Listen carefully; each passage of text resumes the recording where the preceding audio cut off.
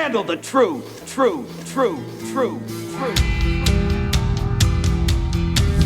And now, live from the Star Worldwide Studios Tower, overlooking the 5th largest city in America and heard worldwide, it's the Josh Bernstein Show.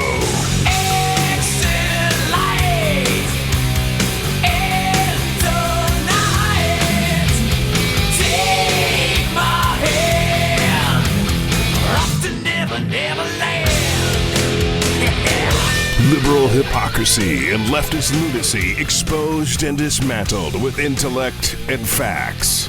And now, here's your unapologetic host, Josh Bernstein.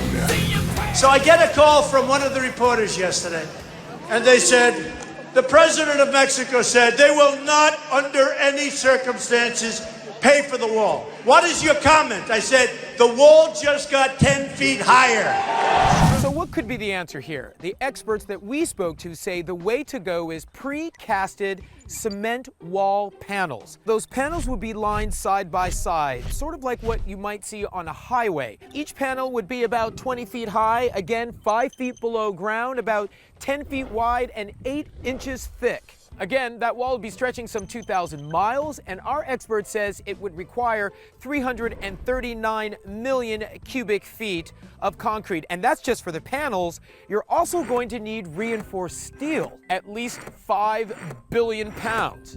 So what about the estimated cost? Because it hasn't been done before, let's use those highway panels as an example. They cost about $40 a square foot. That would end up costing about $10.5 billion. Sounds like a lot of money, is a lot of money, but again, remember, Donald Trump says the U.S. government wouldn't end up footing the bill on this one. It would be Mexico. Welcome to another hard-hitting edition of the Josh Bernstein Show. The Josh Bernstein Show starts where the rest of the media ends. Now, I started today's show with the clip of Donald Trump and also showing how we could actually build the fence. Now, this election cycle, especially on the Republican side, we have seen unconventionality. We have seen a second place person in Ted Cruz nominating someone to be the vice president as a last minute hope and prayer. We have seen people talking about people's hand sizes. We've seen yelling and shouting. We've seen Little Marco and Low Energy Jeb and Lion Ted and now Crooked Hillary. So we've seen a very unconventional, bold and brash race to this point. Now we're up against Hillary Clinton, and we're up against the Hillary Clinton machine. Could she be indicted? I don't know. That would be the best case scenario. But assuming that she's not, she's going to pick someone as the VP to try to strengthen her ticket. I have called and said that it more than likely would be Julian Castro. I could be wrong, and if I am, well, I'm sure that he's going to be in the final running. I've now heard that it could be Bernie Sanders because they need the youth vote, because the youth do not like Hillary, and they need to be able to coalesce at that. Now, we've also heard reports that Bernie Sanders and his supporters do not like Hillary Clinton, and there's a fracture. And it's so funny that the media spent so much time talking about this unicorn contested convention when they really should have had the forthright to see that the Democrat situation is much more fractured, at least at this point. And maybe they'll be the ones that'll have the contested convention. But getting back on track and getting back on point here. You know, when Donald Trump announced his presidency, everyone saw a billionaire businessman who would created jobs. He's created tens of thousands of jobs. He's built magnificent architecture structures all around the world. So naturally, you would think of him as the jobs president. But in his announcement speech, that all changed. When he said that we need to build a wall, we need to close down the border because Mexico is sending its rapists and murderers across the border. That was the big uproar. So what happened is the supposedly jobs president all of a sudden now turned into the border control presidential candidate. And rightfully so, because you cannot have jobs if Americans can't get jobs because illegal aliens are here taking all their jobs. So naturally, the American electorate was smart enough to understand that he can't be the jobs president until he is the border enforcement president.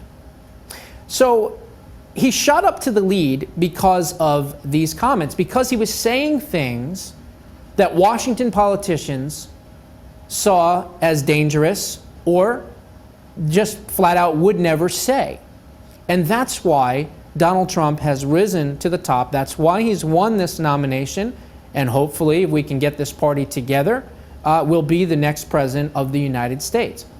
Now, what's interesting is that when he called to build the wall, a lot of people were shocked. They said, well, wait a minute, you can't build a wall. We don't build walls.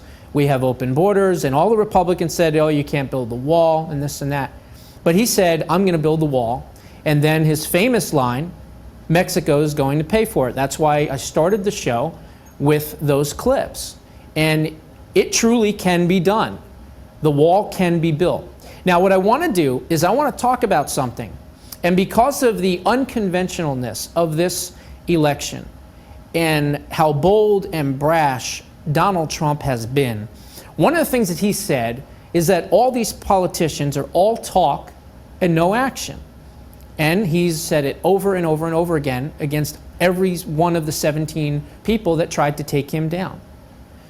Well, what if, being that this is such an unconventional election cycle, what if Donald Trump started to build the wall now? That's right. What if he started to build the wall now? What if he became the action border enforcement presidential candidate, as he says he will be when he's elected? You know, we've heard stories that he may change his tune, flexibility. Well, I'm not sure if I'm going to do all this. You know what? That's scaring some voters away. So what I would say to the Trump campaign is put the Obama administration on its heels, show the American people that your campaign promises are real, and start building the fence now.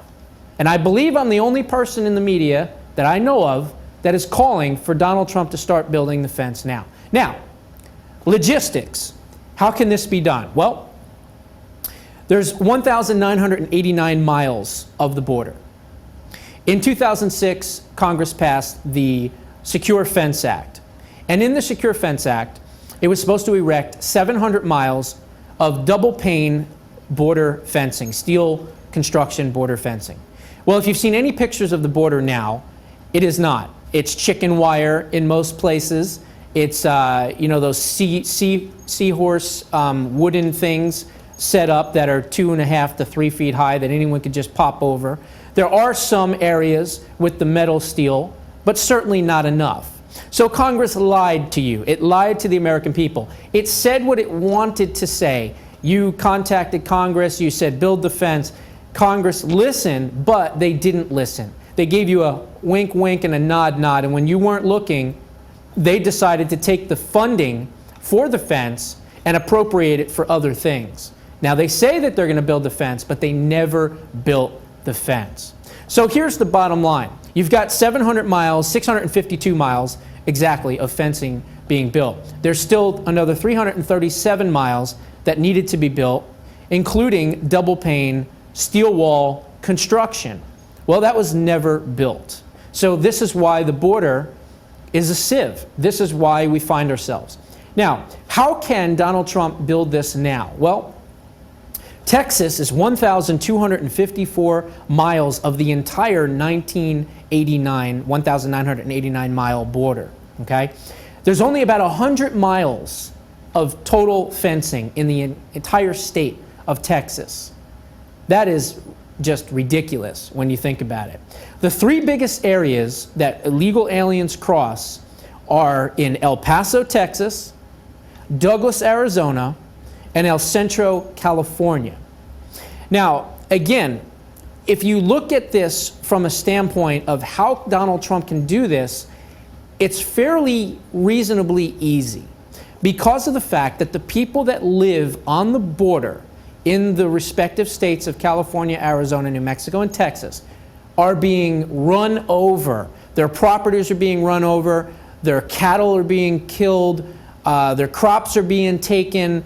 They're being held at gunpoint in some cases if they don't allow people to come across their property. They're being mugged. There's smugglers coming through their property. There's been many ranchers that have had to defend themselves against the drug cartels and the coyotes. It's an absolute mess. So here's what Donald Trump does, and here's why this would work. Back in the George W. Bush administration, we had a defense secretary named Michael Chertoff. Michael Chertoff contacted about 600 private landowners in the state of Texas. And after contacting them and asking them, would you allow the government to build a fence on your property, 2/3 of those 600 landowners said absolutely. You couldn't build it fast enough, okay? The other third or so said it would depend on how much money you're going to give me for my property, and I would want more than market value, or at least market value. Chertoff then said, no way, we're not giving you more than market value. And 10% of the people that were contacted said absolutely not, and they refused.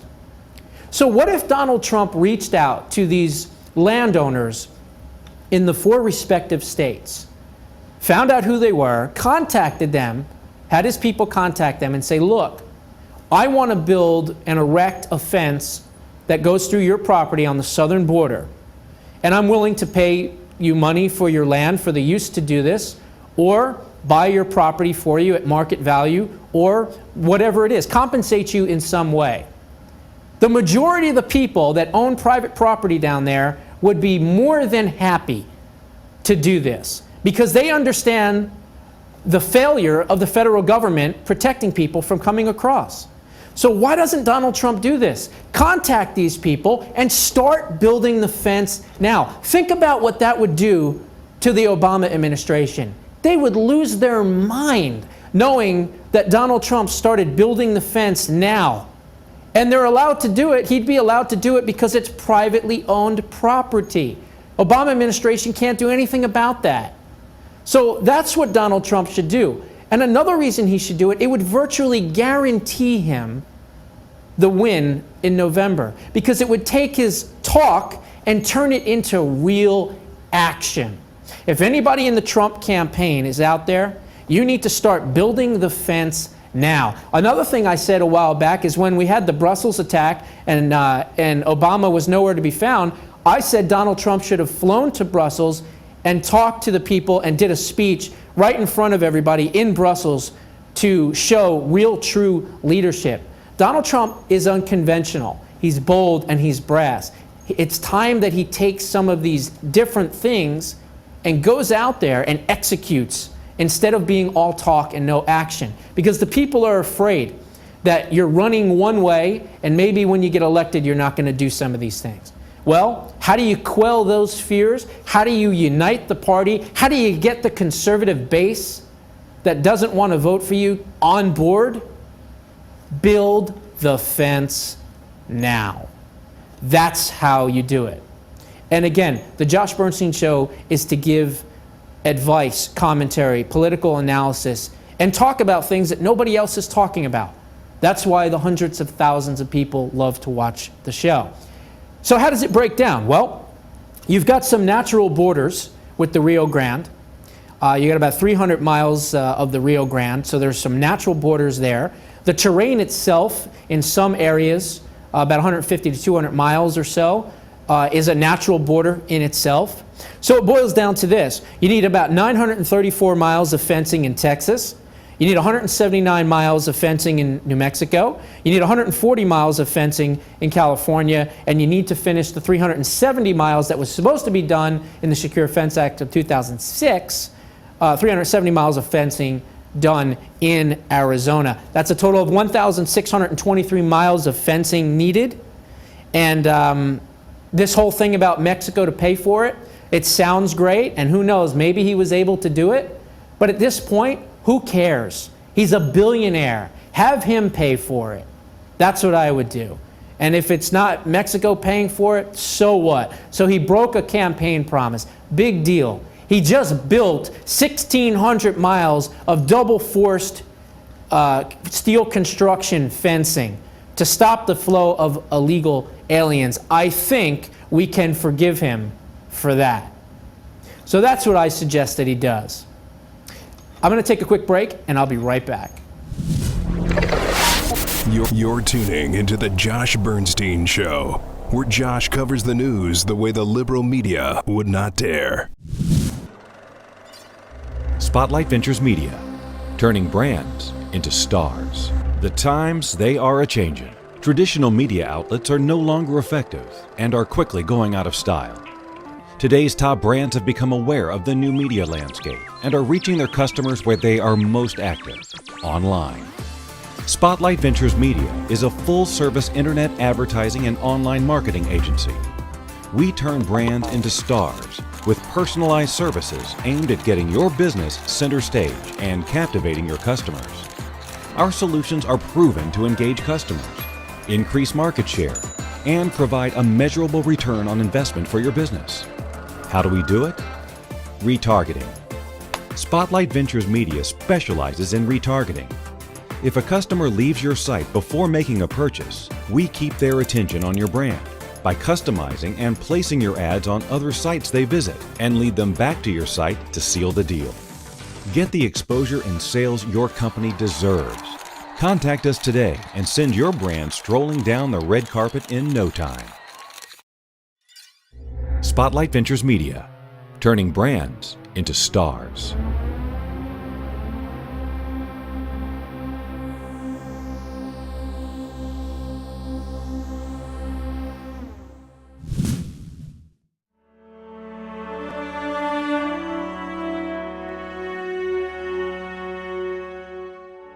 Josh Bernstein here. You all know me as the hard-hitting and unapologetic conservative talk show host of the top-ranked Josh Bernstein Show. But did you also know that I have a softer side as well? I am proud and honored to be an official spokesman for a really great group known as the Association of Mature American Citizens, or AMAC for short. AMAC is a group focused squarely on meeting the needs and protecting the interests of America's seniors. We offer a conservative alternative on how to best solve the problems seniors face today. From saving Social Security to gaining more access and control over your health care, to answering your health-related questions and providing you with the products, services, and solutions that you seek. So if you are a senior 50 years of age or older and do not want more government-run and controlled healthcare solutions, there is another option. AMAC is better for America, and AMAC's got your back. AMAC.US. AMAC.US.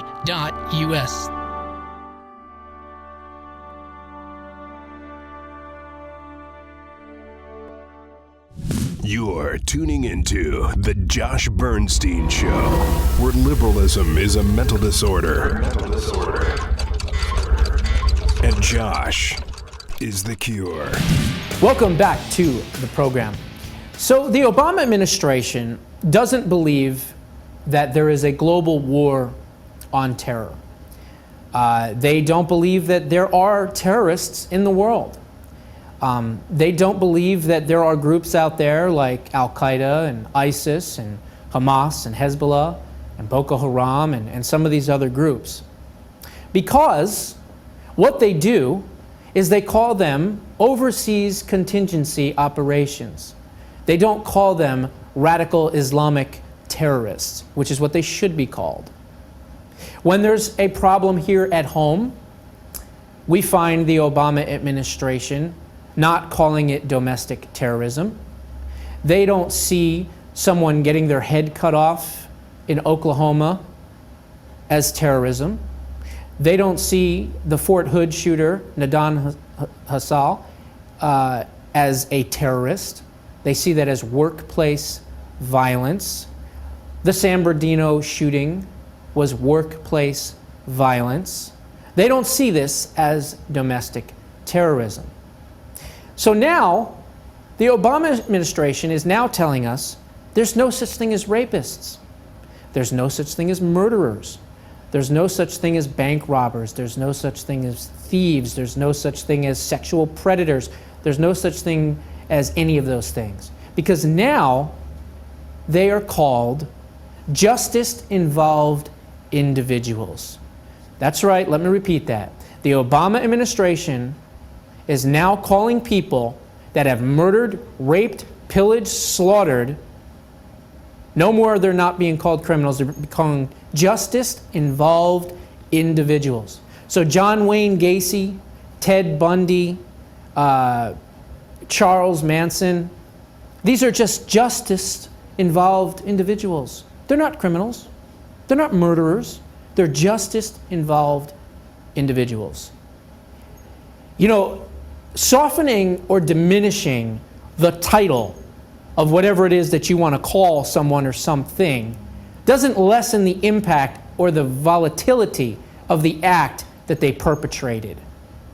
And the fact that they cannot call terrorists terrorists, they cannot call what happened in San Bernardino a terrorist, a domestic terrorist act, and now don't even want to call people that have committed horrible crimes criminals. They want to call them justice-involved individuals. No wonder our country is going down the tubes. This is absolutely frightening to think that they are so far to the left with political correctness, they can't even call a criminal a criminal. They can't call a murderer a murderer. They can't call a sexual predator a sexual predator. Changing the language does not make the crime any less.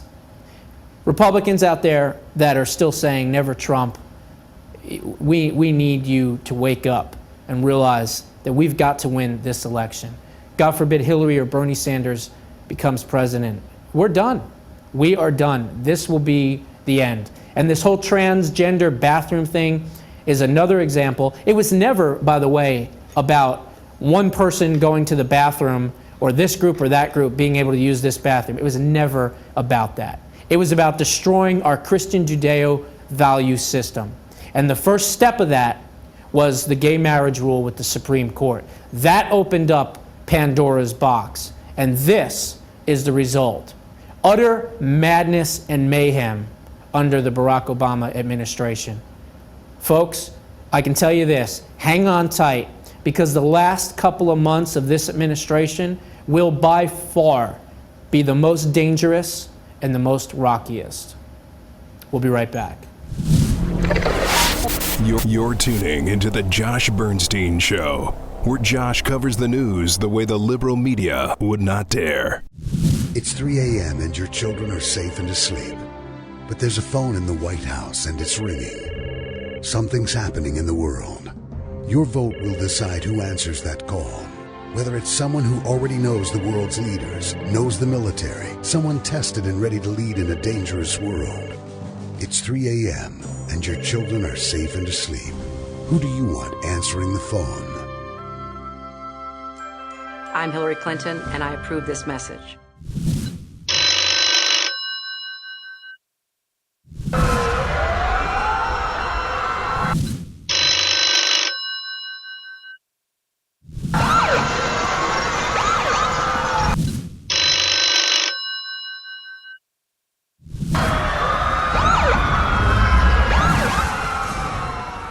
I'm Josh Bernstein, and I approve this message.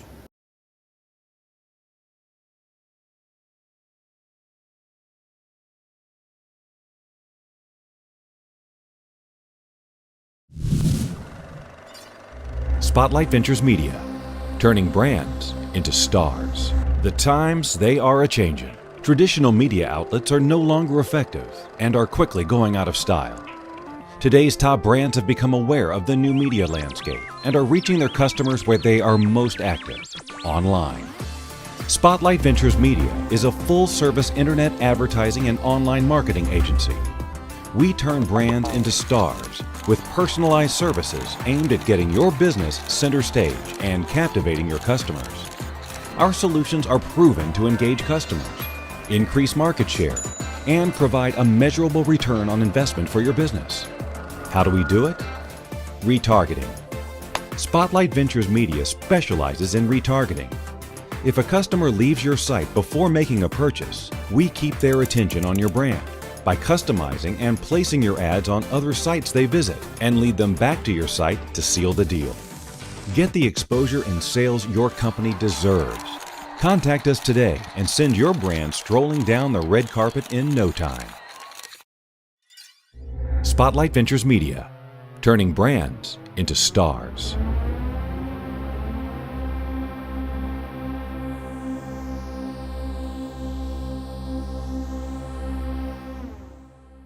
Every once in a while, someone needs a hand.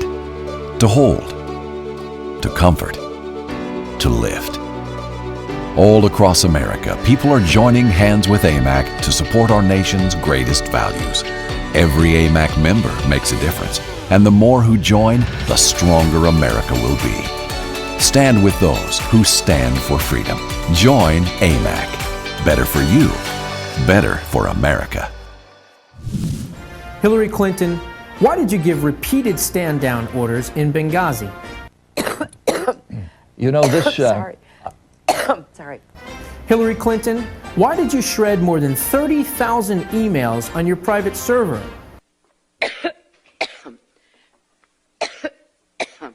Hillary Clinton, why should the American people trust you? Hillary Clinton, choking on her own BS and lies since the 1990s. I'm Josh Bernstein, and I approve this message. You're tuning into The Josh Bernstein Show, where liberalism is a mental disorder. And Josh is the cure. I think it's... All right, go ahead. I think it's a... Now, wait, what flavor do you have? I have regular. You have regular, the puffs or the cart? What? Do you have the puffs or do you have the No, these are crunchy, the original flavor? Yeah, this is original flavor, and they've been crushed. So... You're not going to get very good coverage that way. Oh, I think you are. I don't. Welcome back to the program. So I started this last segment here. We'll do a short segment, and then we'll be done for the day, with Glenn Beck and his antics with the Cheetos. This is a video that went viral all over the place. I think it stems from the fact that there was a interview on Fox News a couple of weeks ago, and actually I even mentioned it too, where Donald Trump had a ton of makeup on. I don't know if they were doing it on purpose to sabotage the interview or make him look like, you know, an orange-faced clown or whatever it was, but it was really, really noticeable. I mean, he was like literally like a pumpkin, okay, in front of the camera. So obviously it got a lot of airplay. They were saying, you know, the makeup was ridiculous. And we know that Glenn Beck is no fan of Donald Trump. So to take a cheap shot at him, he decided to get him and his crew around and dunk their face in Cheetos. Look, why don't you attack Glenn Beck and you never Trumpers? Why don't you take this energy, this vitriol, this viciousness, and direct it at Hillary Clinton? Why don't you start doing that? Why are you tearing down the nominee for the party? You're making it that much harder for Donald Trump to win. And I know there's many of you out there that are never Trump, no matter what. You don't care. I guess you want 4 radical, progressive, collectivist, socialist Marxists on the Supreme Court that are going to get rid of your First Amendment right to even put Cheetos on your face, to even hashtag never Trump. You guys are idiots. You want to be able to protect yourself? You want your Second Amendment to survive? It ain't going to survive with 4 or 5 leftist judges on the Supreme Court. Wake up. Realize it's not just about the candidates. It's about a lot much more than that. Look beyond the faces of the two parties. This is an election. If you look at this election, not as conservative versus liberal, not as Democrat versus Republican, forget all that. Forget about the labels. This is an election about nationalism and Americanism versus globalism. It is a simple choice when you look at it from that perspective.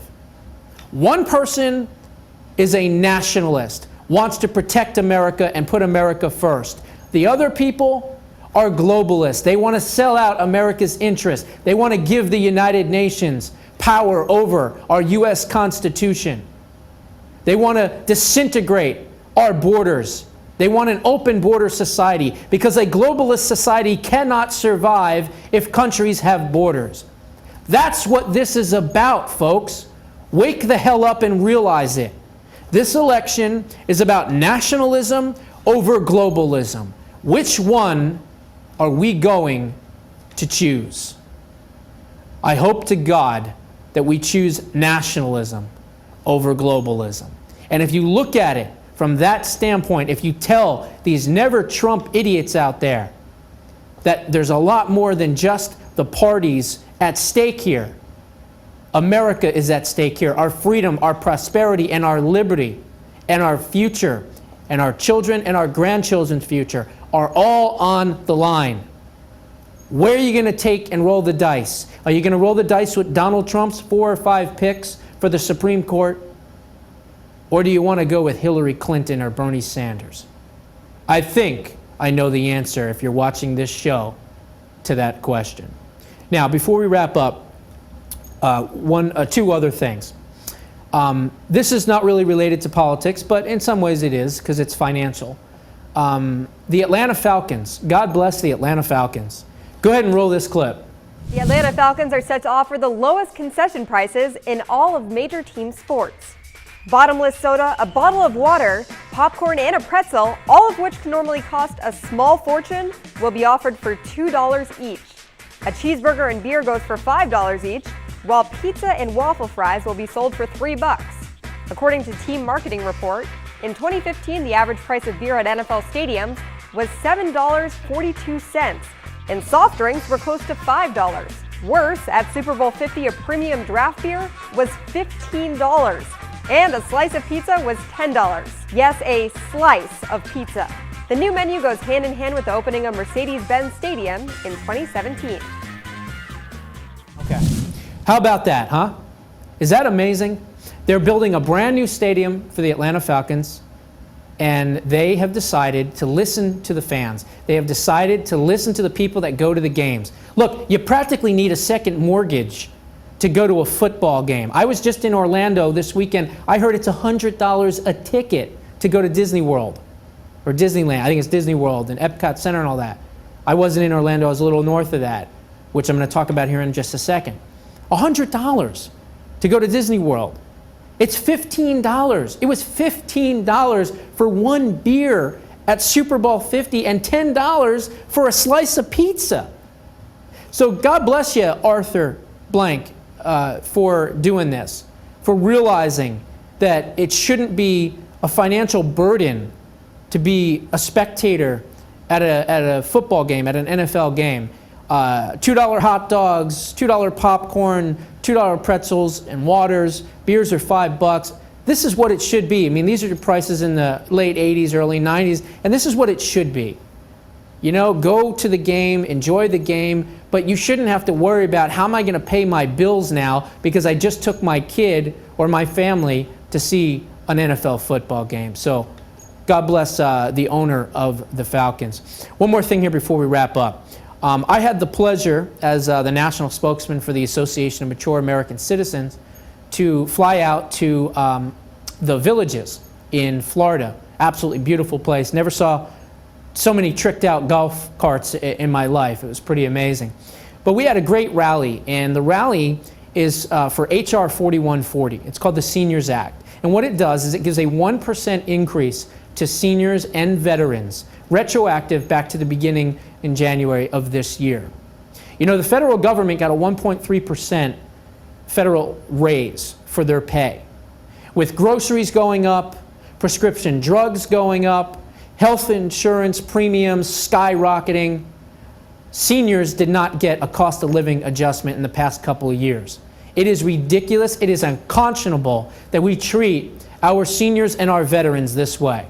So please, go to amac.us, www.amac.us, or you can go to contactingthecongress.org, contactingthecongress.org. It's a website. It's got a drop down. Find your state, find your representative, and contact them and tell them to take care of the seniors. Pass HR 4140, HR 4140, the Seniors Act, and let's show America that veterans' lives matters and senior lives matter.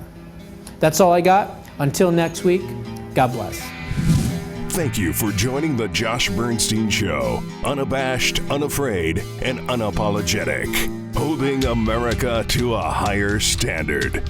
For more information on the Josh Bernstein Show or to connect with Josh, just go to StarWorldWideNetworks.com.